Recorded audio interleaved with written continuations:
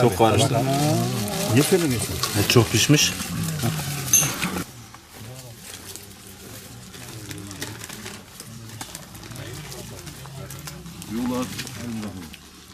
Var ya çoktur. 20 kilo ettir.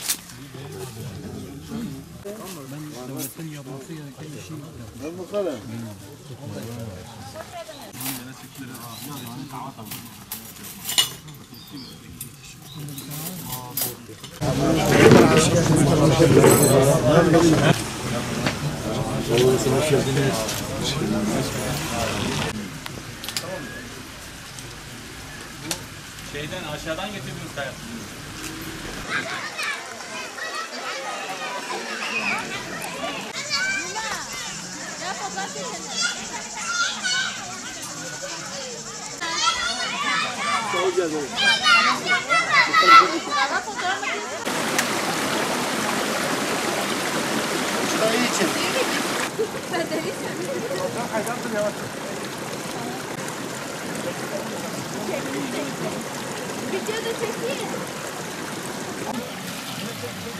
Herkese tavsiye ederim burayı.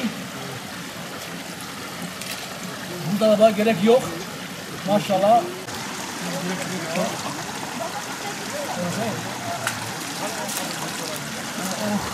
Maşallah. Yok kesiyor ya.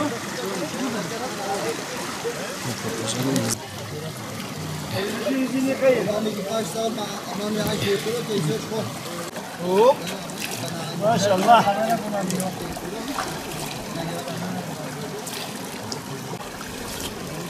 Allah vergisidir bu. Allah vergisidir. Bu dağ başında. O kaynak suyu Allah sana bize ne olsun?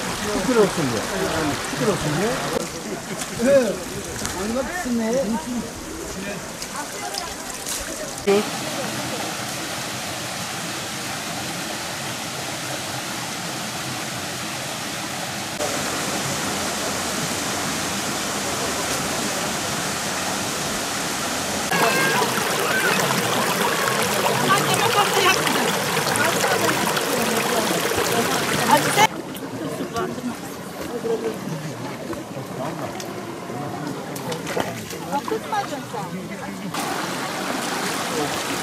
Gördün mü? Ah bereket. Millet ne için geliyor? Şu suyun hizmetine geliyor.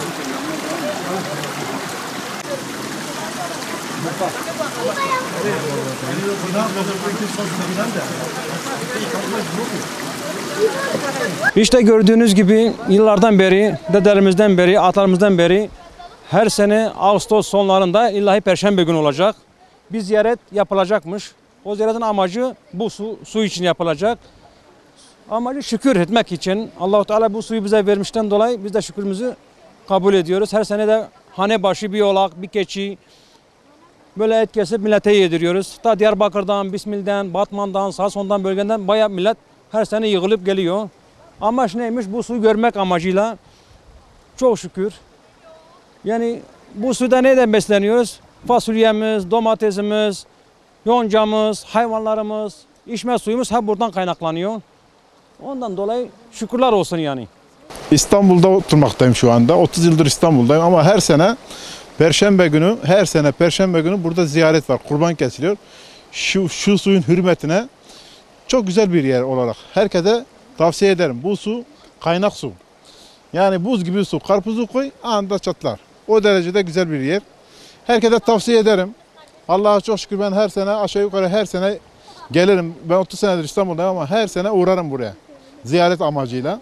Zaten ziyaret buranın her sene Perşembe günü ziyaret günüdür. Onun için herkese tavsiye ederim. Güzel yerler, gezilecek yer, görülecek yer yani. Bursa'da oturuyorum. Ben buraya ablamı gezmeye geldim ben. Sonra dedik bu köyün hayır ziyareti varmış. Ziyarete geldik. Su şifamış yani. Bayağı da bayırmış yani zor yürüdük zaten buraya kadar geldik. Suyu çok güzelmiş yani.